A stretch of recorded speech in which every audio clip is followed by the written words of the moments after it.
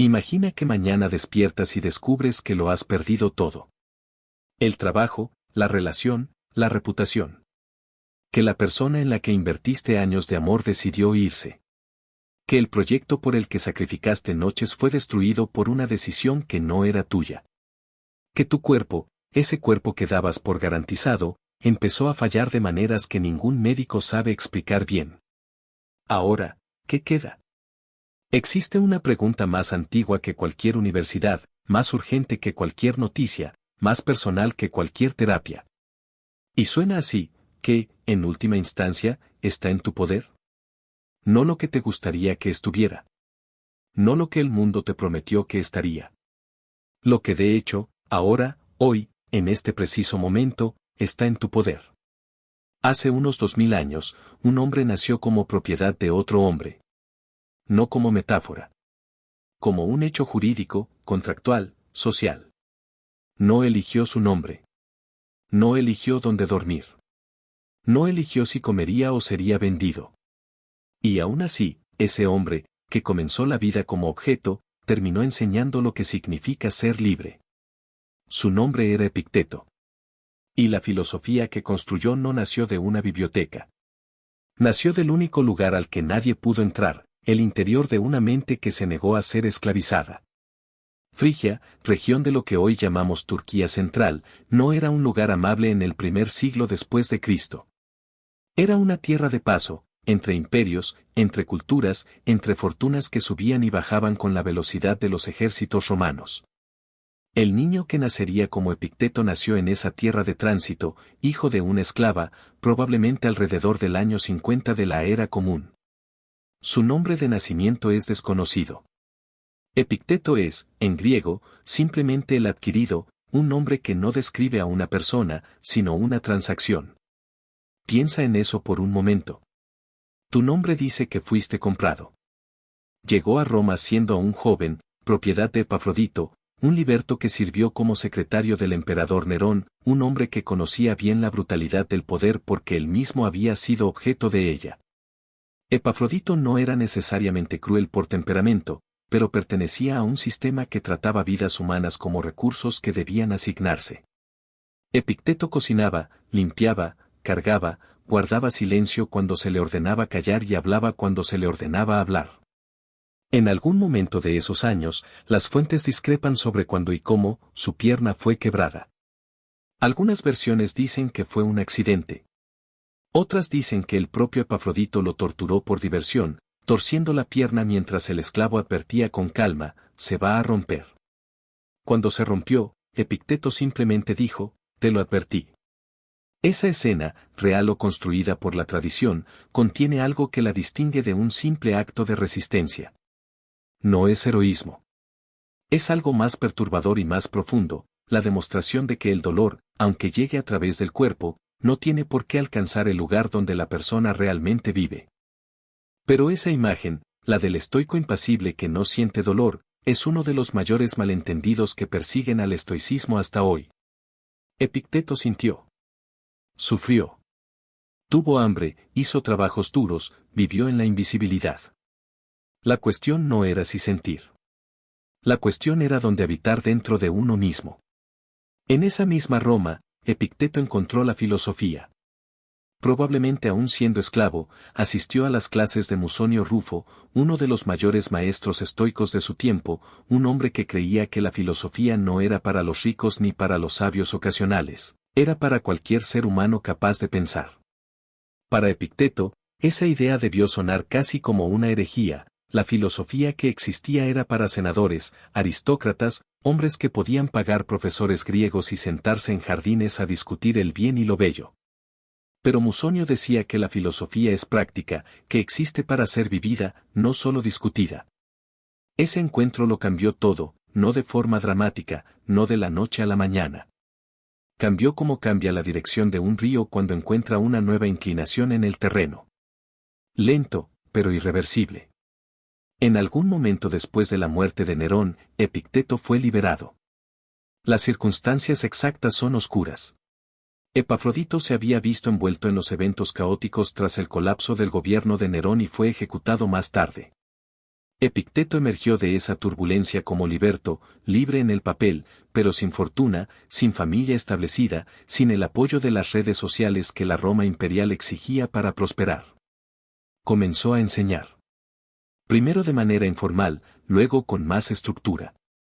Y aquí ocurre algo curioso: un ex esclavo lisiado, sin nombre aristocrático, sin publicaciones, sin templo, se convirtió en uno de los maestros más buscados de Roma.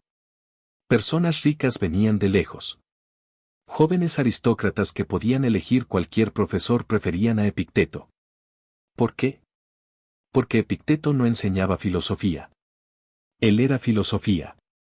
No en un sentido idealizado, sino en el más concreto. Ahí había un hombre que había sido puesto a prueba de formas que sus alumnos jamás experimentarían, y que había conservado algo intacto a través de todo. No la alegría. No la salud. No la libertad legal. Sino algo más fundamental, la capacidad de elegir cómo interpretar lo que sucedía. Cuando el emperador Domiciano, en uno de sus episodios de paranoia, expulsó a todos los filósofos de Roma, alrededor del año 89, Epicteto se trasladó a Nicópolis, en el noroeste de Grecia. Llevó consigo su escuela, sus alumnos, su voz. Y allí permaneció el resto de su vida, enseñando en un lugar simple, sin lujo ni ostentación. No escribió nada. O casi nada.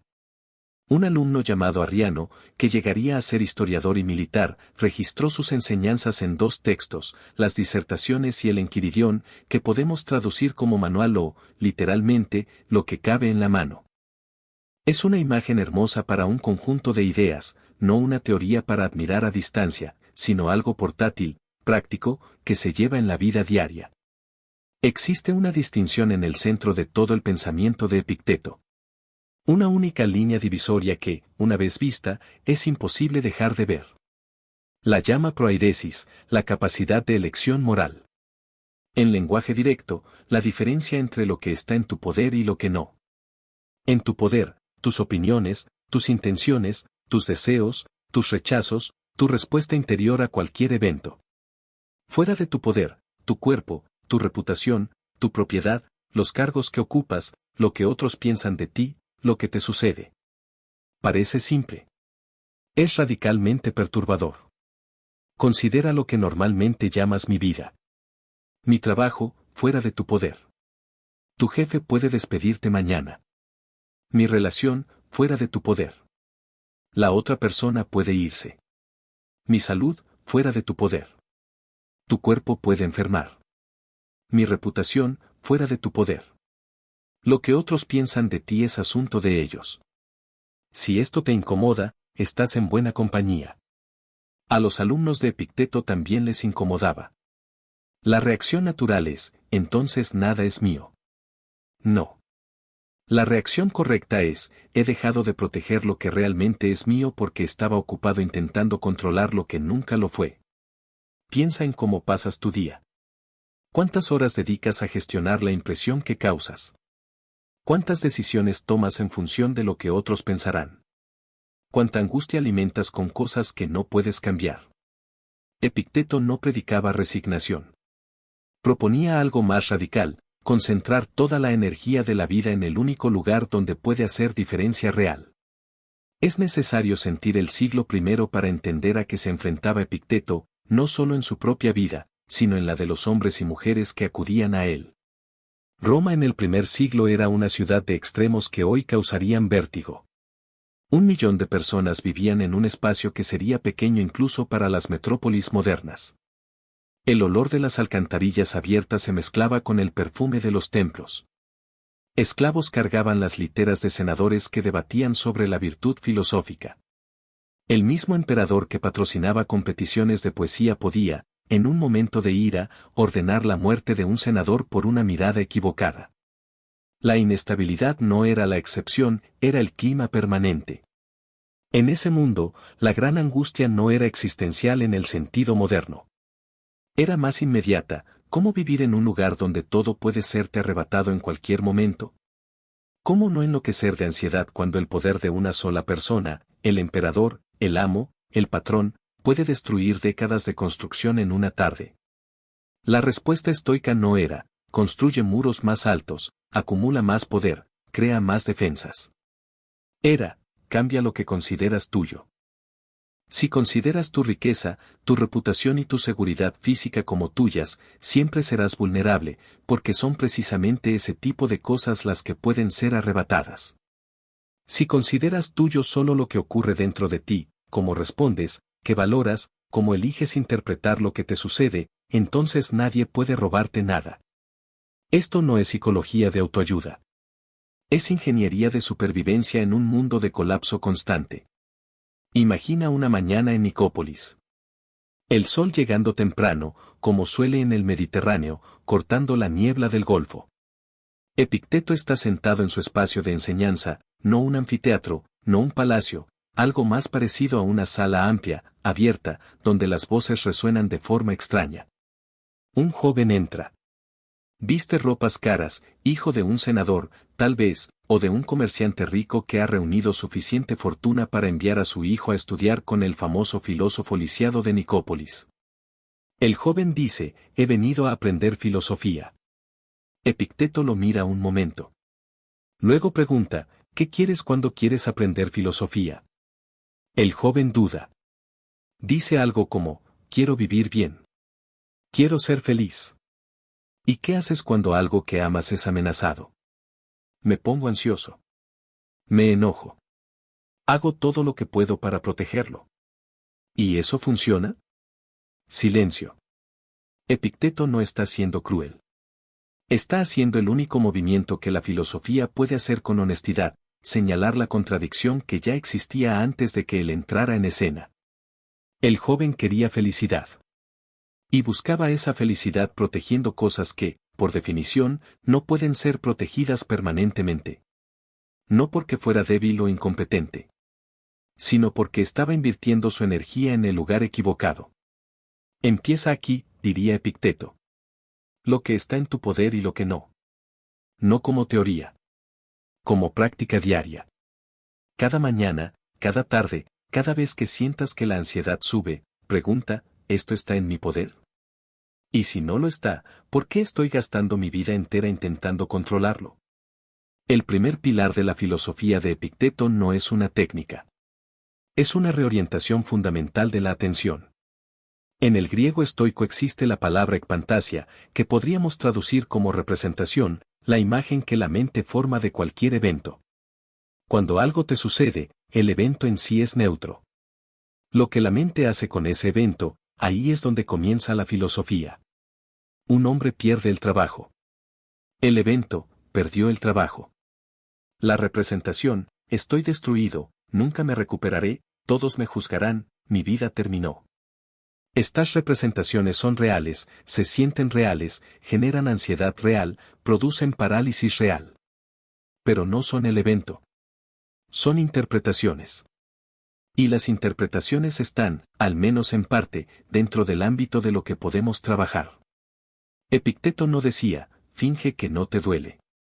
Decía, examina lo que te estás diciendo sobre ese dolor. Hay una diferencia enorme entre perdí el trabajo y esto es difícil, tendré que adaptarme y perdí el trabajo, por lo tanto soy un fracaso y nada volverá a funcionar. El evento es el mismo. La vida que emerge de cada una de esas interpretaciones es completamente distinta. Hoy lo llamamos de muchas maneras, terapia cognitivo-conductual, reestructuración cognitiva, mindfulness. Epicteto llegó allí 2000 años antes, no porque fuera un genio aislado, sino porque vivió en condiciones donde la diferencia entre evento y representación podía determinar si sobrevivía psicológicamente o no. El segundo pilar es más difícil. Más incómodo. Y es donde la mayoría abandona el estoicismo antes de comprenderlo realmente. Epicteto hablaba del procoptón, el que progresa, el estudiante que está en proceso de transformación. Y era brutal respecto a lo que ese progreso exige, dejar de quejarse. No porque la queja sea inmoral, sino porque es inútil de una manera muy específica.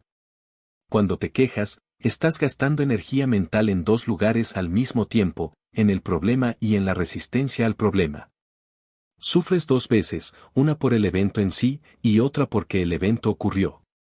Epicteto llamaba a esto paté, emociones perturbadoras que nacen no de los hechos, sino de la relación equivocada con ellos. Esto no significa que no debas actuar cuando algo está mal. Al contrario. Si algo está en tu poder cambiar, cámbialo.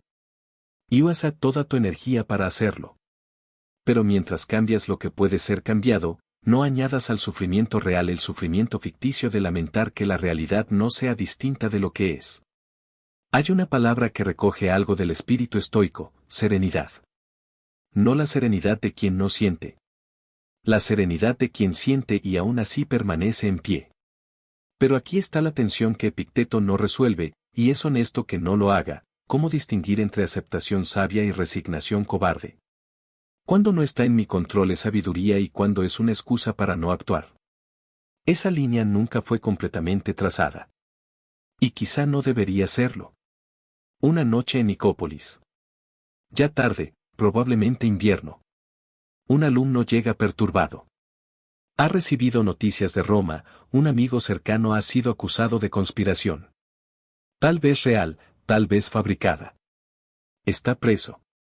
Puede ser exiliado, puede ser ejecutado. El alumno está furioso. Tiene miedo. Quiere saber qué hacer. Epicteto guarda silencio. Luego dice: estás perturbado. Es comprensible. Pero dime, ¿qué, en esta situación, está en tu poder? Puedes testificar a favor de tu amigo, enviar ayuda a su familia, hacer algo permitido por la ley. Hazlo. Todo eso. Pero la decisión del emperador, el juicio, la vida o muerte de tu amigo, está en tu poder. No. Entonces, ¿qué proteges cuando pasas la noche en ira y terror? No estás protegiendo a tu amigo. Estás debilitando tu capacidad de actuar mañana. Lo que sientes no es amor. Es tu ego resistiendo el hecho de que el mundo no obedece tus deseos. Es una respuesta dura. Puede parecer fría. Pero Epicteto no pedía que no amara. Pedía que distinguiera entre el amor que actúa y el sufrimiento que paraliza. Y esa es una de las distinciones más difíciles del estoicismo. El tercer pilar es donde el estoicismo sorprende y donde más se malinterpreta. Se suele imaginar al estoico como alguien frío, distante, sin placer. Pero Epicteto hablaba de alegría. Y distinguía entre dos tipos. El placer que depende de lo externo, comida, reconocimiento, éxito, es real, pero frágil. Dura lo que duran las condiciones externas. Pero hay otra alegría, chara, que nace de actuar conforme a lo que crees correcto. De hacer tu trabajo, independientemente del resultado. De ser, dentro de lo que está en tu poder, lo mejor que puedes ser. Esa alegría no depende de validación. No depende de éxito. Existe mientras tú existes. Piensa en alguien, quizá tú, que hizo lo correcto en un momento difícil y no fue reconocido. Tal vez incluso fue castigado.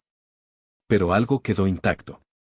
Esa sensación sin nombre exacto, Epicteto tenía un nombre para ella.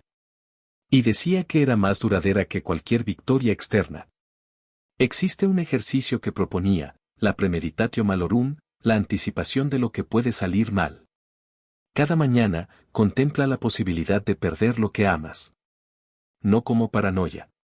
Como claridad. La persona que amas puede morir. El trabajo puede terminar. El cuerpo envejece. El objetivo no es generar ansiedad. Es reducirla.